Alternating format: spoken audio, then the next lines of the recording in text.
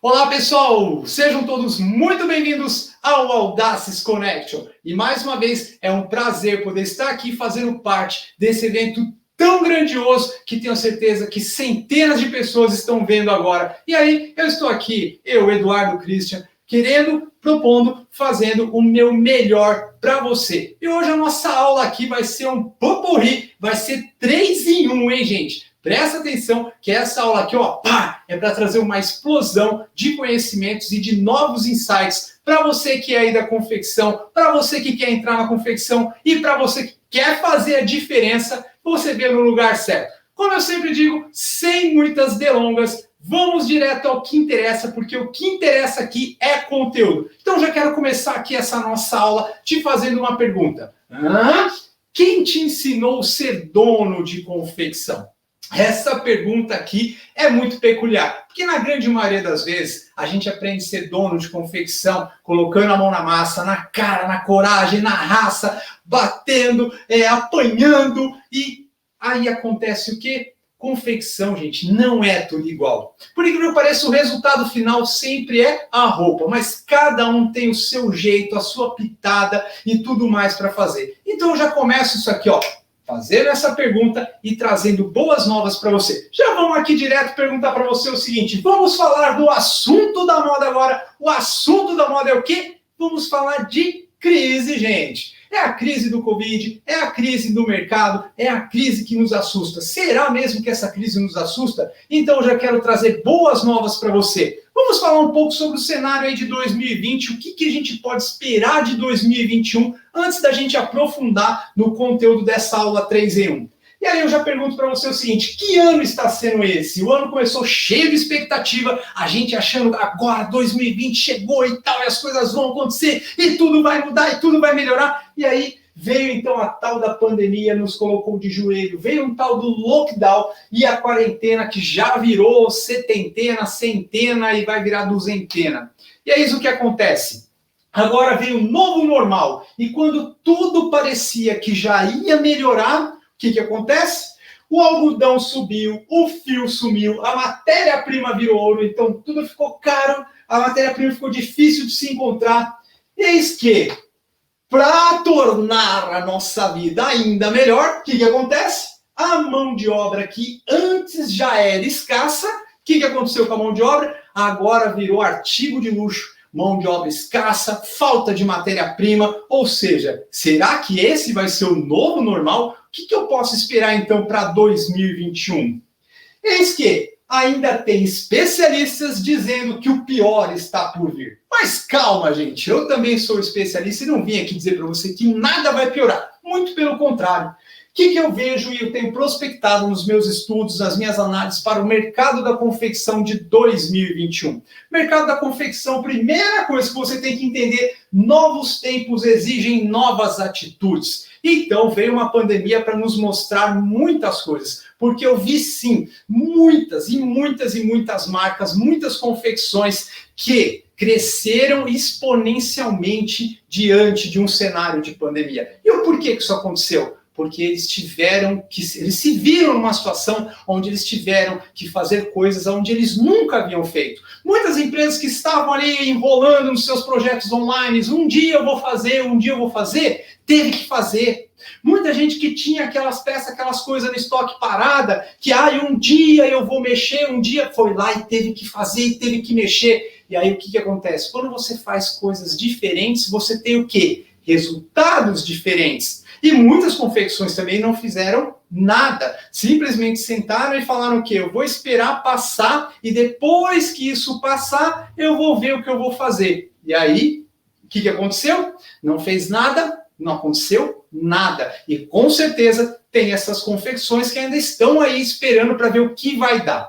Mas vamos olhar os bons exemplos. E o que a gente tira de lição sobre isso? A gente tira de lição que sim, gente, dá para fazer diferente e dá para melhorar e muito os seus resultados. São muitos desses insights que eu vou compartilhar aqui com você. E aí, já começo dizendo o seguinte, como que é o cenário aqui para 2021? Vamos começar falando sobre a questão da matéria-prima. Sobre a questão da matéria-prima, vai continuar faltando matéria-prima, sim ou não? Não! Nós vamos ter picos, sim, pontuais de faltas de alguns insumos, algumas coisas, porém, a partir de março do ano que vem, o mercado, tanto na parte de tecidos, insumos e aviamentos, vai dar aquela tranquilizada, aquela normalizada. Por quê? Muito, por exemplo, se a gente falar do elástico, do bojo, nem vamos falar da questão do tecido em si, porque o tecido já está normalizando, graças a Deus. Essas matérias-primas, principalmente elástico, quando veio a pandemia, o que aconteceu? Todo mundo correu para fazer o quê? Máscara. Tudo que se tinha de matéria-prima disponível no mercado acabou sendo disponibilizado para fazer máscara. Aí, quando começou a diminuir o movimento de máscara, todo mundo que estava com as suas produções paradas fez o quê? Vamos correr todo mundo agora para fabricar. E é óbvio que as indústrias, por mais que elas queiram vender, elas não tinham matéria-prima suficiente para aumentar, para estar preparada para um aumento de demanda tão gigantesco como a gente teve num curto espaço de tempo. Porém, agora, passando ali os pedidos de Natal, não sei o que, as coisas começam a se estabilizar e aí tudo vai se normalizando. A mesma coisa eu falo do bojo, a mesma coisa eu falo sobre banhos de metais e N outras coisas. Então, calma, vamos olhar o seguinte, 2021 vai sim ter alguns picos bem pontuais de matéria-prima, porém não vai ser essa loucura que nem a gente está vendo no mercado hoje. Agora, a gente fala de plástico e tal, não sei o que, mas tudo tende a ir se encaixando para 2021. Só que você vai ver nessa aula aqui, que eu vou mostrar e provar para você que sempre quem está mais bem preparado não passa perrengue.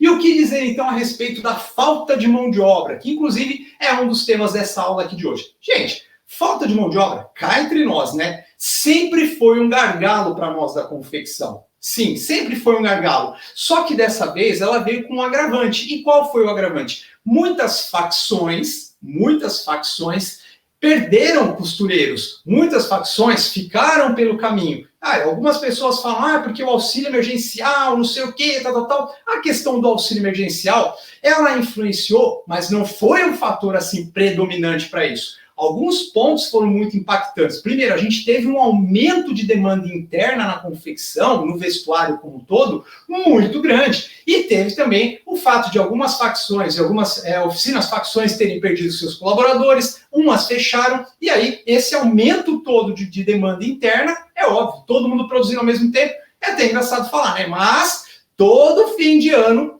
falta a mão de obra. A questão é, o cenário para 2021 vai faltar mão de obra o ano inteiro. E como que eu falo que isso pode ser bom para você? Claro que sim, se você prestar atenção nessa aula até o final, você vai descobrir como que você não vai ter esse problema. Porque quem não se preparar para isso vai ter muitos problemas. Eu considero que o maior gargalo que a gente vai ter para crescimento das nossas confecções em 2021 vai ser a mão de obra. Mas eu estou aqui para te ensinar como você não ter este problema em 2021. E aí, a gente tem uma coisa aqui, notícia boa para você. Você sabia que de cada 10 peças do vestuário comercializadas no Brasil até o ano de 2019, 2019, de cada 10 peças comercializadas, 3 eram peças importadas. E qual que é a notícia boa, a gente olhando para o cenário 2021? Essas peças importadas não vai ter o ano que vem, gente. Ou seja, tendencialmente, que isso já está acontecendo, por que a gente teve um aumento de demanda tão grande nas fabricações? Porque vamos olhar primeiro para o cenário dos grandes magazines, das grandes redes, eles não importaram suas coleções de verão, muitos não conseguiram trazer suas coleções de verão, o que acabou gerando uma demanda interna grande desse jeito. Assim como muitas importadoras, no ano que vem, não vão conseguir trazer produtos de fora. Então, isso, para nós da confecção, é uma notícia maravilhosa. E isso vai acontecer efeito dólar, isso vai acontecer porque as fiscalizações dentro dos portos brasileiros, portos ou portos, hein? Agora eu me confundi. Enfim, as fiscalizações hoje estão muito mais rígidas, mais sérias e tudo mais. Então, acabou aquela farra do boi, do cara encher um container lá de X coisa, de roupa e falar que era X coisa, né? Então isso não está existindo mais. Ou seja, são vários fatores que já está impedindo a entrada de roupas e produtos importados. Então isso para nós é uma ótima notícia para o setor do vestuário, certo? Na matéria-prima continua normal a importação. As grandes importadoras continuam trazendo tecido. Eu estou falando de produto acabado. Então, olha por esse cenário. Cara, se eu não vou ter problema de matéria-prima, se eu vou ter uma expansão do mercado interno, muitas confecções fecharam no período da pandemia, a gente tem um gap específico para resolver agora, que eu vou te ensinar como resolver, que é a questão de mão de obra. Então acredita que 2021 tende a ser um ano sensacional para nós que somos da confecção. E aí eu trago uma outra questão aqui, que agora é trazer uma cutucada de leve. Porque quando a gente olha para esse cenário que eu acabei de desenhar, a gente olha e fala o seguinte, cara, e quando eu não tinha problema de mão de obra, e quando eu não tinha problema de matéria-prima, por que eu não estava crescendo o tanto que eu gostaria de crescer? Talvez porque no começo daqui da nossa aula, foi aquilo que eu falei, novas atitudes, fazer coisas diferentes. Talvez a gente estava tão acomodado e tão acostumado só fazendo aquilo, que aí, obviamente, a gente foi vendo resultados, às vezes, que não eram tão positivos acontecendo, e a gente foi se acostumando com aquilo. Só que agora você tem a oportunidade de fazer diferente, de fazer a diferença. E aí a gente já começa entendendo o quê? Gente, tudo, assim como na moda tudo é cíclico, né? Tudo é cíclico. Né? A moda vai, a moda volta, tal. Na vida é a mesma coisa, nas crises são as mesmas coisas. Então aproveita que enquanto muitas pessoas estão vendo crise, comece a enxergar muitas oportunidades que você vai ter para 2021. E aí eu já quero perguntar uma coisa para você a respeito do seu mercado de confecção. Uma pergunta muito importante agora, já estamos direto na aula, viu gente? Já começo aqui dizendo o seguinte, você conhece o seu mercado na confecção? E como assim conhecer o seu mercado? Você tem noção de qual é o seu espaço na confecção? Qual é o seu nicho de mercado? E aí, por que eu estou te perguntando isso? Porque quando a gente fala de confecção, eu já digo uma coisa, sucesso no passado não te garante sucesso no futuro. Muitas marcas e muitas que fizeram muito sucesso no mercado lá atrás, hoje já nem existem mais. E aí, volto a insistir, porque muitas vezes elas até conheciam o seu mercado, mas simplesmente elas sentaram, se acomodaram e não quiseram fazer nada de diferente. E aí, dentro de todo esse cenário que eu coloquei para você, a gente olhando o que a gente pode deslumbrar, né, vislumbrar para o mercado em 2021 e 2022, eu quero te fazer essa seguinte pergunta. O que você faz? Para quem você faz? Como você faz, para quem você vende e aonde você vende. Pega um papel e caneta, eu vou repetir isso para você. Isso, quando a gente fala em conhecer o seu mercado, a coisa mais importante que você tem que entender na confecção são esses 5 passos. O que você faz, para quem você faz, como você faz. Por quê? O que você faz? Eu faço moda masculina, eu faço jeans masculino. Ok. Para quem você faz? Para um público entre 18 e 35 anos, 18 e 40 anos. Ok, seja o mais específico possível. Como você faz? Tem muitas pessoas que fazem processo interno, outras fazem externo, outros fazem meio a meio, outras terceirizam tudo e outras fazem tudo interno, porque isso impacta no seu custo e impacta no seu mercado. Para quem você vende? Essa pergunta é fundamental, porque muitas pessoas confundem.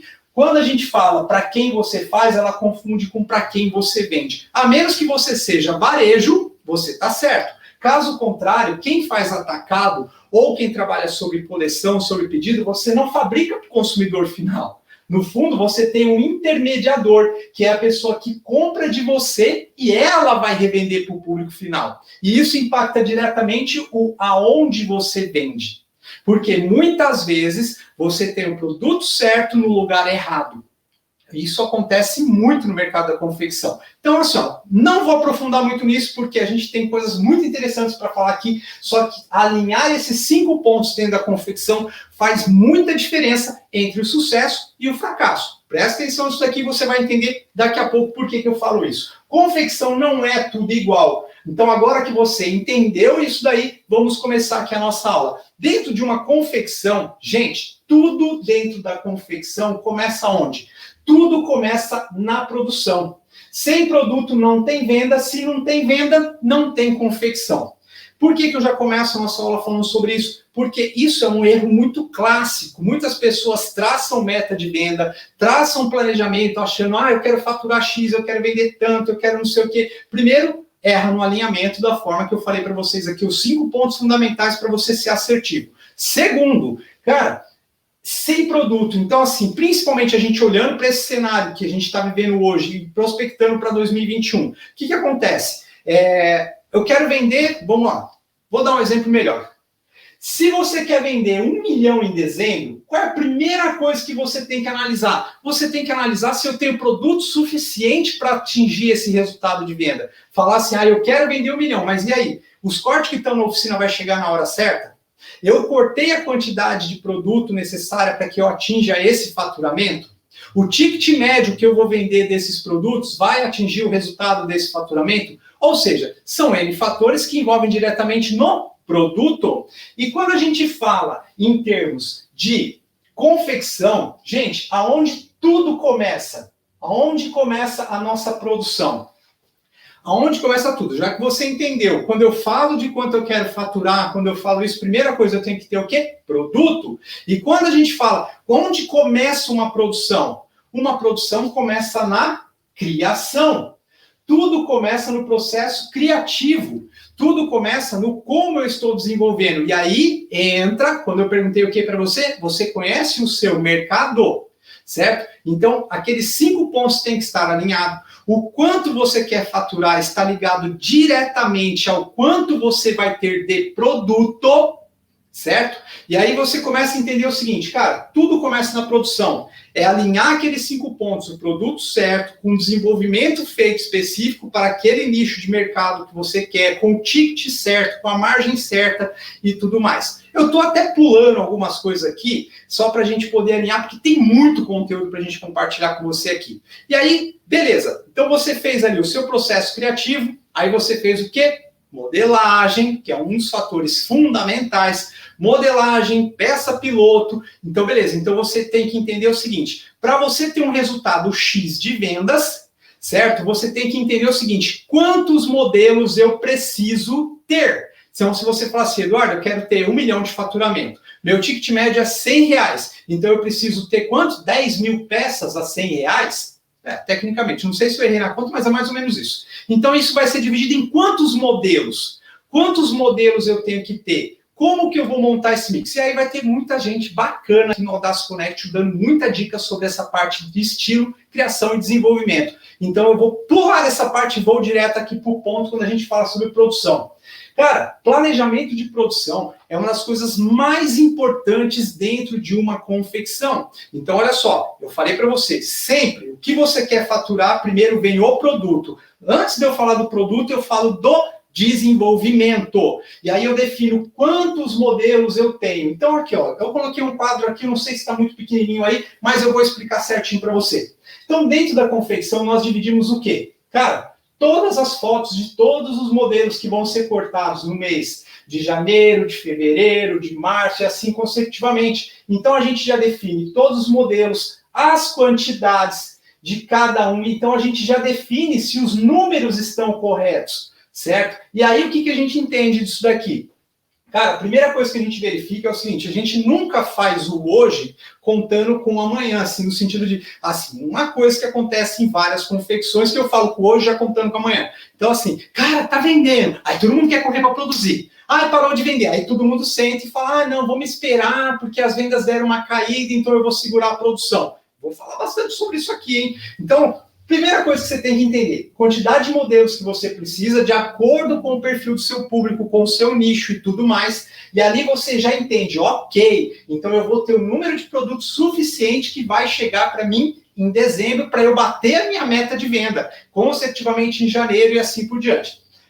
Só para vocês terem uma ideia, dentro da minha fábrica a gente tem no mínimo, isso assim, por isso que eu falo, confecção não é tudo igual, tá, gente? Tem gente que trabalha com coleção, que antecipa uma coleção já inteira, tem o pessoal que é fast fashion, tem o pessoal, tem vários tipos de confecção. Então, eu estou citando um exemplo como que eu faço, eu sou fast fashion, pronta entrega, certo? Então, eu sempre antecipo 3 meses da minha produção para frente. Claro que eu sempre deixo reserva de espaço para colocar aqueles modelos que a gente já viu que, aquilo ali, o mês que vem, aquele produto ali vai começar a bombar mais ou menos, tal. Então, a gente sempre tem uma reserva de espaço dentro da nossa produção. Mas previsibilidade é uma coisa fundamental para você ter assertividade nos seus resultados de venda. Porque quando a gente fala em ter uma empresa, ter uma confecção, o que importa, o que todo mundo sonha, o que todo mundo busca, é o resultado final, que é o quanto sobra, né, gente? É vender e ter lucro.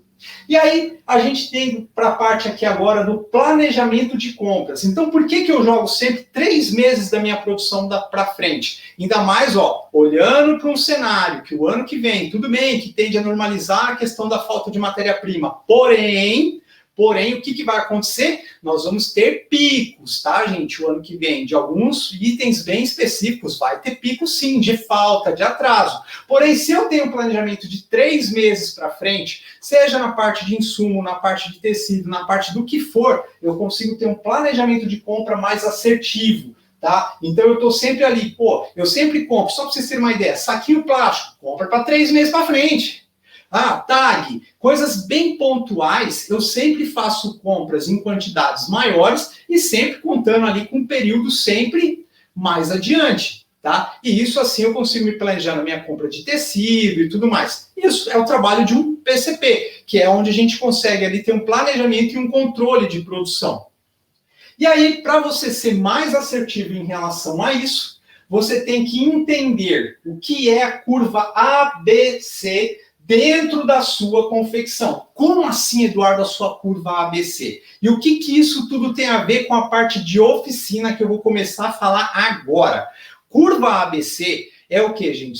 Quais são os seus produtos curva A? Que são os seus produtos que são a identidade da sua marca, que são os produtos que não podem faltar na sua produção, certo? E isso tem que representar pelo menos ali 60%, 70% da sua produção. Seus produtos de curva B são os produtos que têm, às vezes, um valor agregado melhor, são os produtos que têm um ticket maior, e isso representa em torno ali de 20% da sua produção. E o seu produto curva C são os produtos de risco, são os produtos que você pode lançar tendências, que você pode arriscar mais. Só que entender a sua curva ABC dentro da confecção faz toda a diferença entre ter uma assertividade, onde você tem um giro mais frequente de entradas de clientes, de recorrência de clientes. Então é muito importante você aprofundar o assunto da curva ABC dentro da sua confecção. E olha, gente, a gente usa a curva ABC desde a parte de desenvolvimento de produto até a parte de vendas, tá?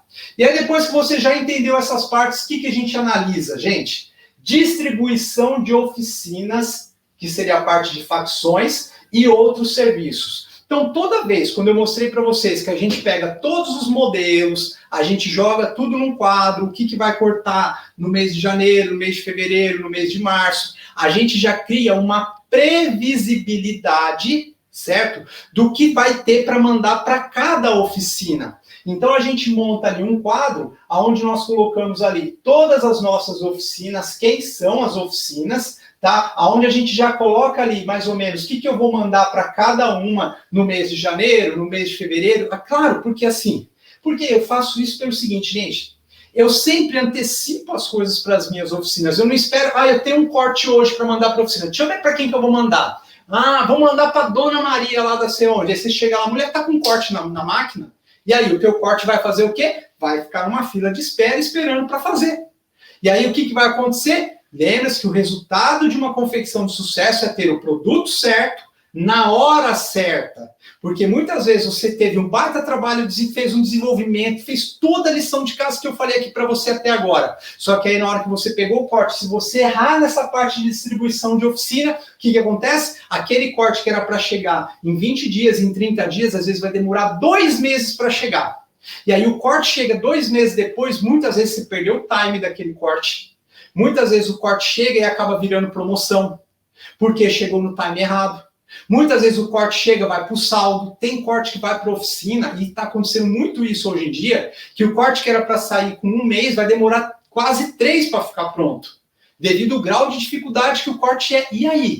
Só que quando você tem uma previsibilidade, da forma que eu estou te ensinando aqui, tá? Que você já vai ali, coloca todas as suas oficinas, bordadeiras, lavanderias, tal, não sei o que tem, e a gente sempre trabalha em contato com eles. Então a gente já cria ali uma lista, por exemplo, fala assim, olha, fulano, no mês que vem eu tenho mais ou menos 5.000 peças para mandar para você. Já se programa, e como é que eu vou te entregar isso? Eu vou te entregar 2.000 peças na primeira semana, 1.000 na segunda semana, mais 1.000 na terceira semana, tal, porque aí o cara da lavanderia, por exemplo, ele já se organiza.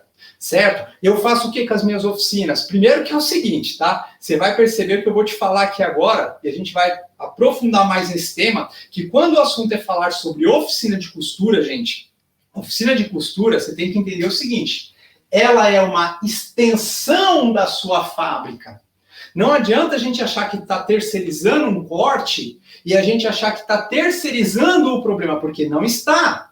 E ainda mais você sabendo que o ano que vem, o que vai acontecer? A gente vai ter problema sim com escassez e falta de mão de obra. Presta atenção no que eu vou falar aqui, ó. Muitas empresas estão começando a trazer mão de obra para dentro.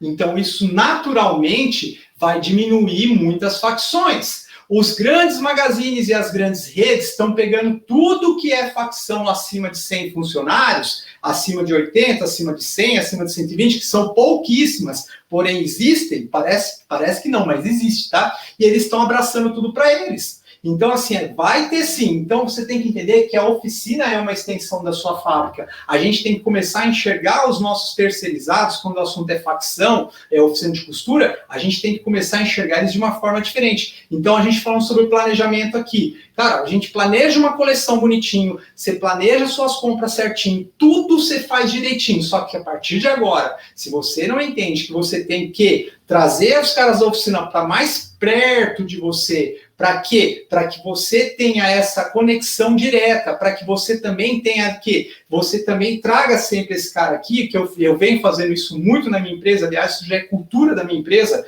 a gente sempre faz o quê? A gente já manda uma planilha para a oficina dos cortes que vai o mês que vem, a gente já sempre antecipa as coisas com eles, a gente mantém uma linha direta, um contato direto com as oficinas, certo? A gente hoje tá assim, cara, mas eu sou pequenininho, Eduardo, não tem problema.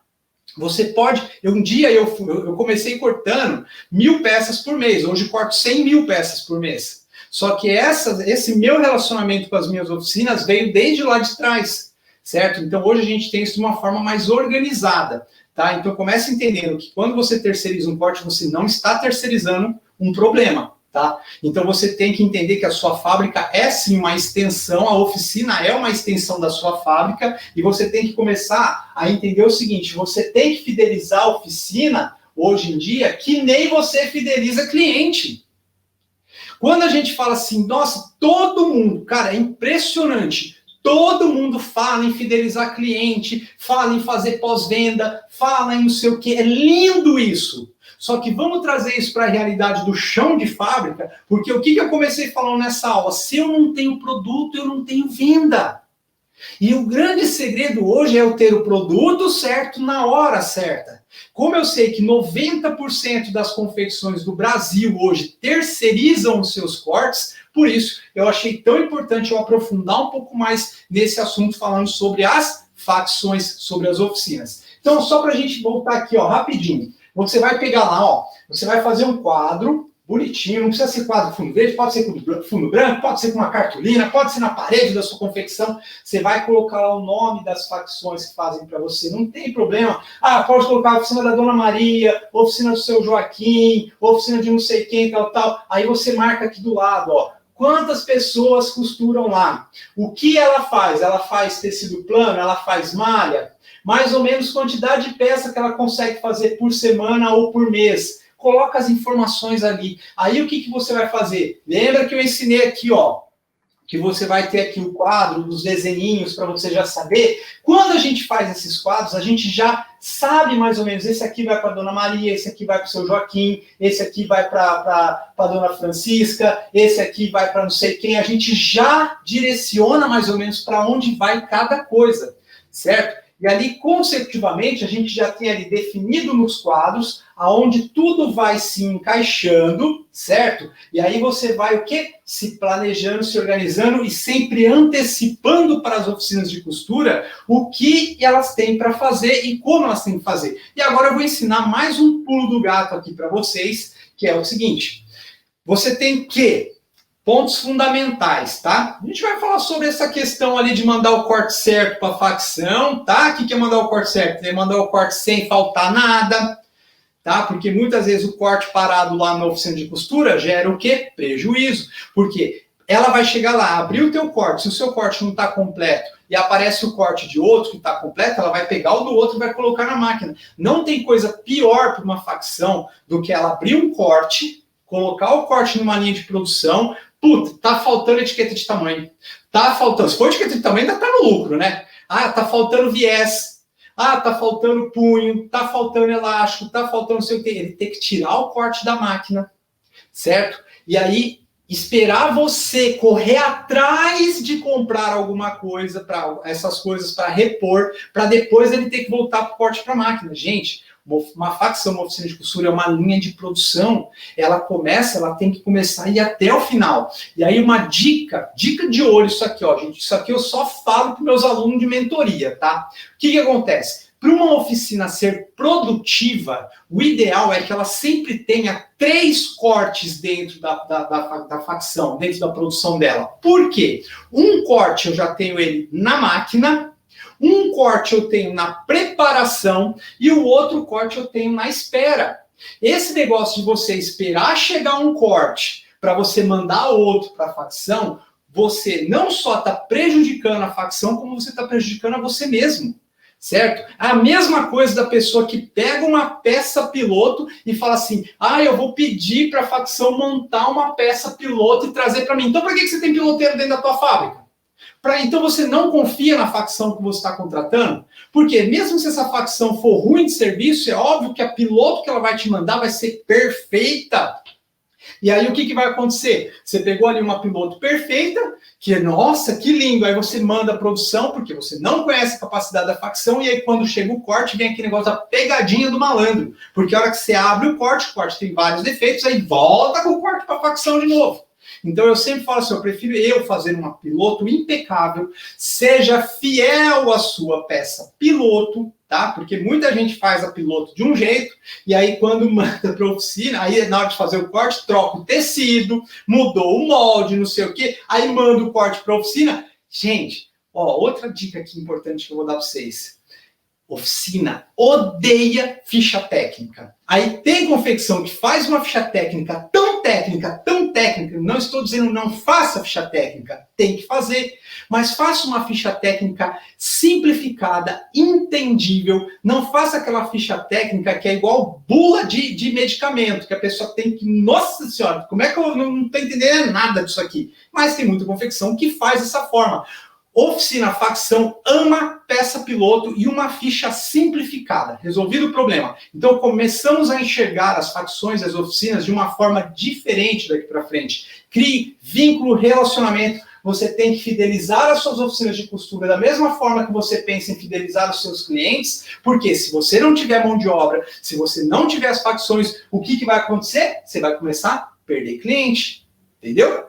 Por isso que eu venho trazer esse tema tão importante, que é você começar a mudar essa sua relação e a forma com que você enxerga todos os seus parceiros de terceirização daqui para frente. E aí vamos aprofundar um pouquinho mais quando a gente fala sobre esse tema aqui, ó, mapa das oficinas para 2021. Entenda uma coisa, as oficinas que tendem a ter de uma média de 100 funcionários, cara, os grandes private labels, os grandes magazines, as grandes redes vão absorver essas oficinas. Todas, sem exceção.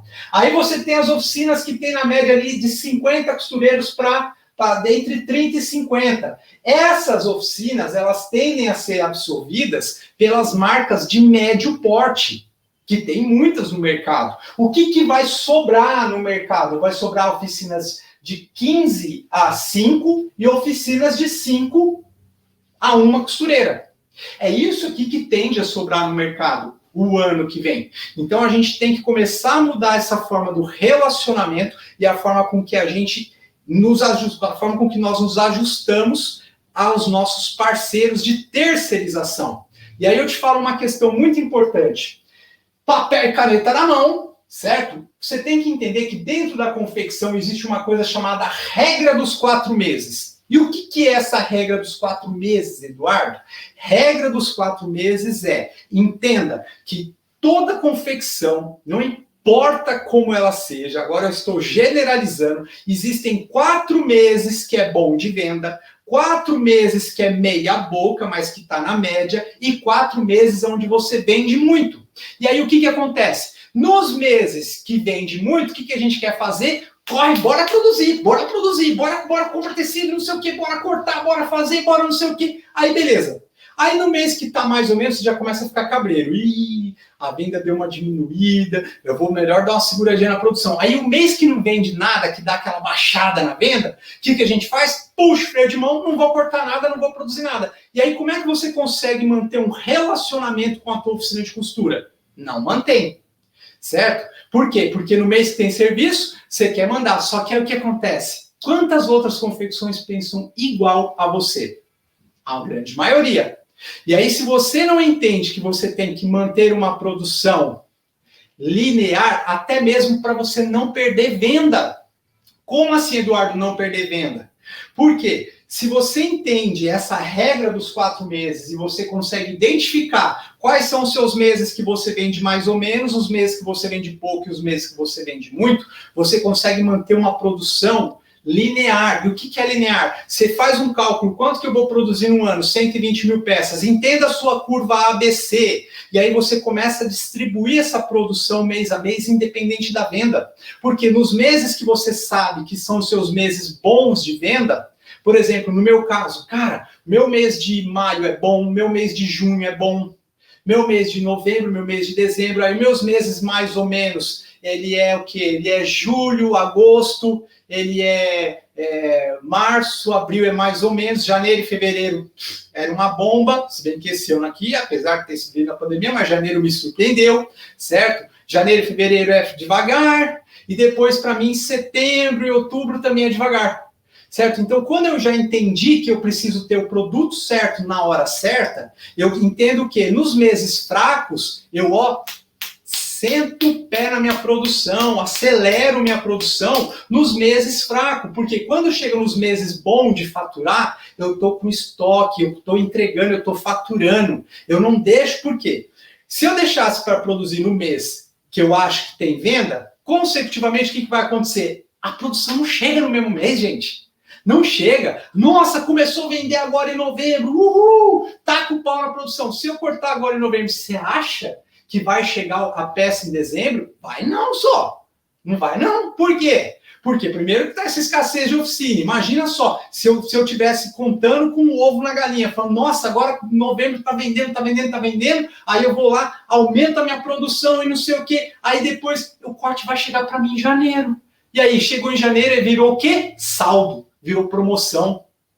E aí é o produto errado na hora errada. Aí adiantou fazer custo? Adiantou fazer não sei o quê? Adiantou nada.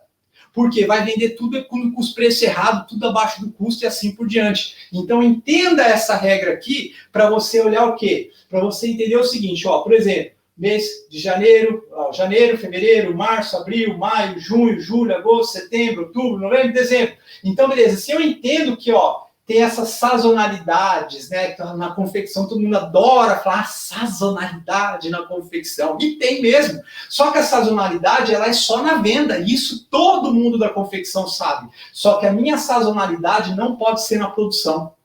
Porque eu tenho que partir de um ponto aqui, ó, de quantas peças eu vou vender no ano, dividir isso daqui, aí entra aquela parte que eu ensinei para vocês, de dividir, distribuir ali os modelos no quadro, de você fazer a distribuição de oficina, de você não sei o quê. E quando você entende que você produzindo, não por igual, mas a mesma média todo mês, não tem problema. Ah, mas e esse problema de estoque, Eduardo? Cara, se você é pronta entrega, se você é fast fashion e tal, porque quem trabalha com coleção, mesmo quem trabalha com coleção, tem que entender muito bem dessa regra aqui também, porque impacta diretamente no seu faturamento, certo? Mas se você é pronta entrega, se você é fast fashion, qual que é a regra do mercado? Eu vendo o que eu tenho, gente. Ai, mas se eu ficar com o meu produto um mês parado no estoque, ai, meu Deus do céu, eu vou ter um infarto. Ah, eu prefiro eu ter infarto quando o cliente chega nas minhas lojas e não tem produto para eu vender. Aí eu infarto. Agora, eu ter produto ali no estoque, eu sei que aquele produto está guardado para vender no mês seguinte. Então, ó, tua produção tem que ser linear e você tem que identificar a sua sazonalidade, os seus picos para você poder fazer estes ajustes. E aí agora a gente vai fazer o quê? Ufa, falo rápido demais. Ó, regra de ouro que você tem que entender aí, viu? Para uma confecção de sucesso, você tem que ter isso aqui na ponta da língua. Para uma confecção dar certo, você tem que... Eu fabrico na baixa para vender na alta. Que nem ação, gente. Mercado de ação. O que acontece com o mercado de ação? Quem ganha dinheiro no mercado de ação? Quem compra na baixa e vende na alta. O raciocínio é o mesmo. Aliás, em várias coisas no mundo funciona desse jeito. Eu sempre faço na baixa para vender na alta. Quem mexe com agricultura é a mesma coisa. Ou seja, nós temos que parar de ser imediatistas, de achar que eu tenho que já produzir, vender, e temos que começar a enxergar uma empresa, uma confecção da forma que ela é hoje, no mercado de hoje. Fechou? E agora, para a gente finalizar, porque já ensinei vocês como resolver o problema aí de mão de obra, já falei para vocês sobre o cenário da matéria-prima, e agora eu vou finalizar essa aula aqui com chave de ouro, porque eu vou falar uma coisa para vocês. Você sabia que 20% do seu tempo, 20% do seu faturamento, 20% da sua confecção, ela serve só para resolver bucha? Como assim resolver bucha, Eduardo? 20% da sua confecção é o tempo inteiro só fazendo retrabalho.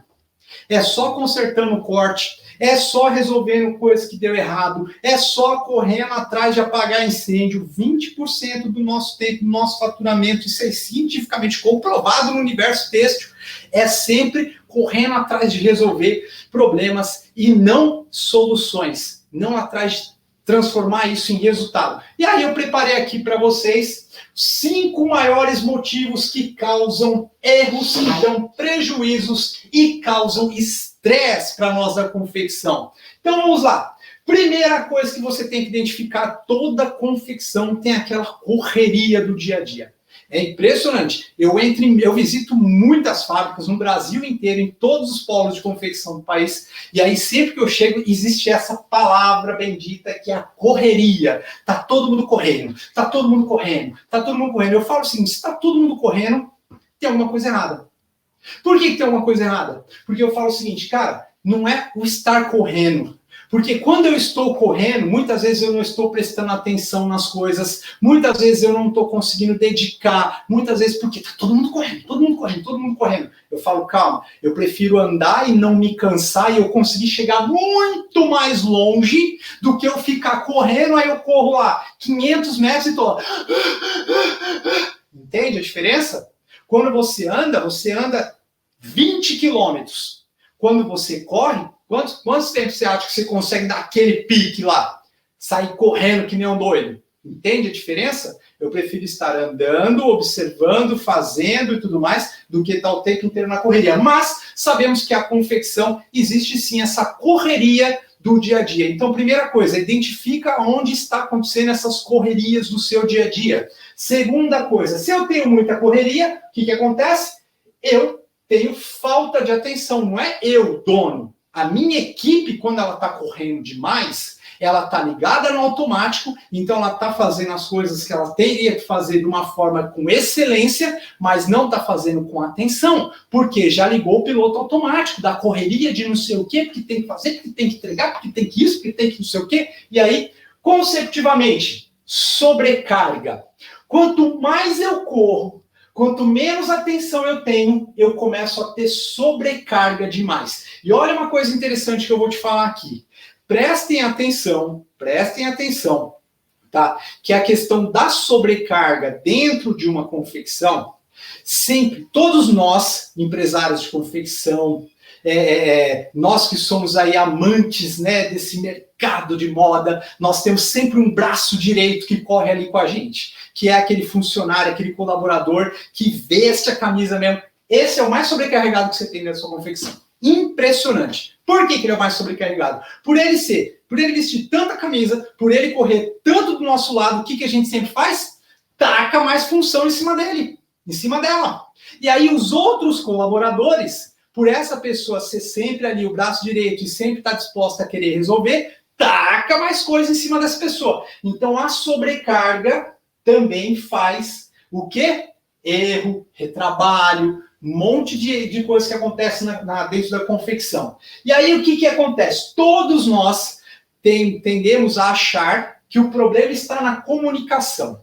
Não, mas então a gente precisa melhorar a comunicação. Só que você imagina um ambiente que está cheio de correria, que as pessoas estão muitas vezes ali com falta de atenção, muitos colaboradores sobrecarregados. Você acha que a comunicação ali vai resolver esse problema? E aí você tem duas questões. Porque a gente sabe que dentro de confecção existe as famosas panelas, né? Porque você imagina uma confecção de médio porte, mesmo as confecções pequenas, né? Porque você tem ali a galera do estilo, que ela tem uma vibe, ela se comunica de um jeito, a galera do estilo, que é o departamento que eu mais fico dentro da minha empresa, porque a minha raiz é estilo, né? Então, assim, a minha galera do estilo, ela tem um lifestyle, ela tem uma comunicação totalmente um pessoal mais jovem, tal, não sei o que tem, a gente tá antenado em outras coisas, tal, não sei o que tem. Aí você pega a galera do corte, é outro lifestyle, é outra vibe. Aí você tem a galera ali da modelagem, a galera das piloteiras, é outra vibe. Aí eu tenho a turma do acabamento, é outra vibe. É como se fossem várias tribos dentro da mesma empresa, certo? Então a gente, nessa questão da como nós temos que melhorar a comunicação. Então existem dois fatores que eu considero fundamentais. O primeiro é assim, às vezes a gente fala assim, eu tenho que melhorar a comunicação. Comunicação demais é pior do que comunicação de menos. E o porquê que comunicação de mais é pior que comunicação de menos? Porque quanto mais eu tenho que falar, mais eu tenho que explicar, mais eu tenho que não sei o quê, muitas vezes, se você tem essa pessoa que não gosta dessa, e não sei o que, ela fala assim, que saco, já sei fazer meu serviço, lá vem o outro, ela está achando que sabe, lá vem o professor querendo me ensinar, não sei o que, não sei o que. Eu vivi isso no chão de fábrica, porque a minha trajetória dentro da confecção, eu comecei trabalhando em chão de fábrica.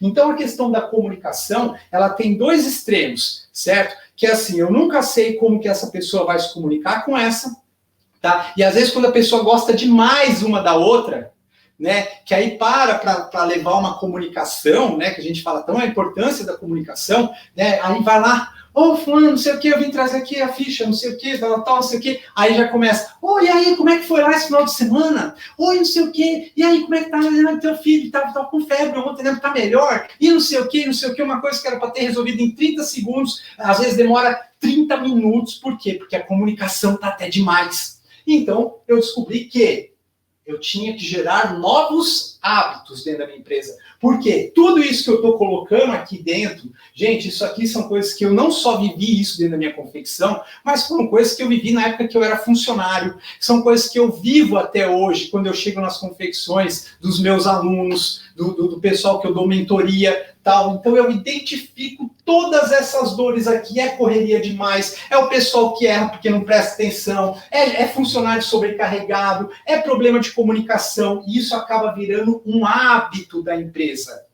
Um hábito, isso virou um hábito, cara, dentro da empresa. Se a sua empresa se identifica com esses fatores aqui, você pode observar que existe um hábito dentro da sua empresa. E como que a gente muda o hábito? Você não muda hábito.